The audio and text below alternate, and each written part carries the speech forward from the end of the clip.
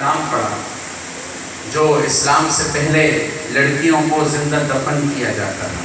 وہ لوگ کہتے ہیں اسلام نے عورت کو گھر میں پھنسا دیا ہے اور چھپا دیا ہے. چلو ٹھیک ہے، تھوڑی دیر اسلام کو سائڈ پہ رکھ کے ذرا اسلام سے پہلے دیکھ لو. اس کو تو جینے کا حق ہی نہیں تھا، اس کو تو زندہ دفن کرتے تھے.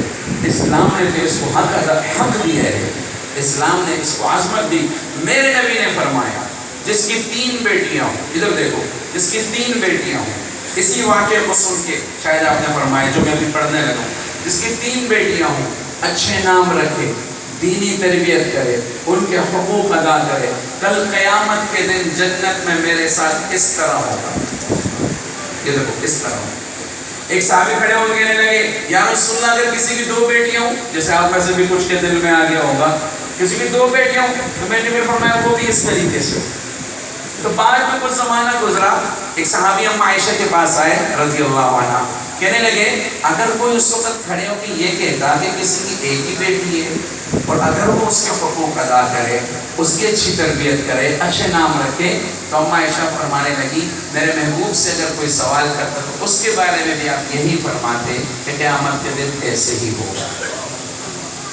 بیٹی پہ تو جنت کی ضمانت ہے خدا کی، یہ بوجھ نہیں ہے، یہ امانت ہے خدا کی.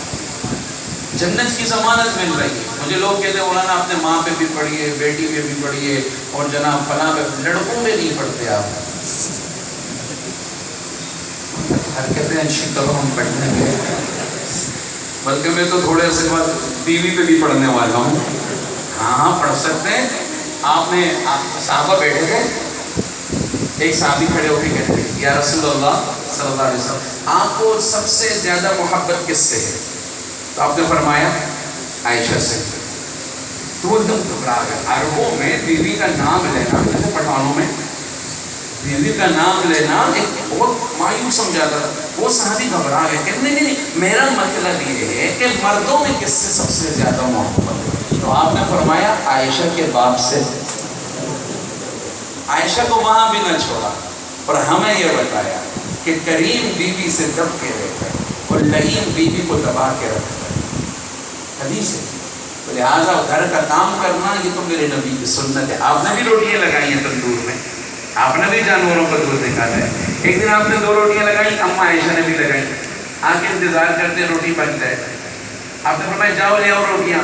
اما عائشہ گئی، جو انہوں نے لگائی تھی وہ تو پک گئی، حضور نے جو لگائی تھی وہ نہیں پکی.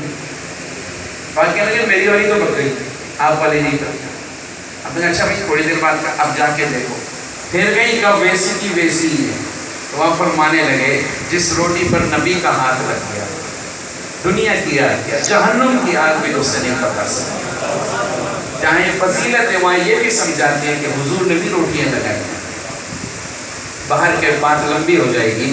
میں یہ عرض کر رہا تھا بیٹی پہ تو جنت کی ضمانت ہے خدا کی.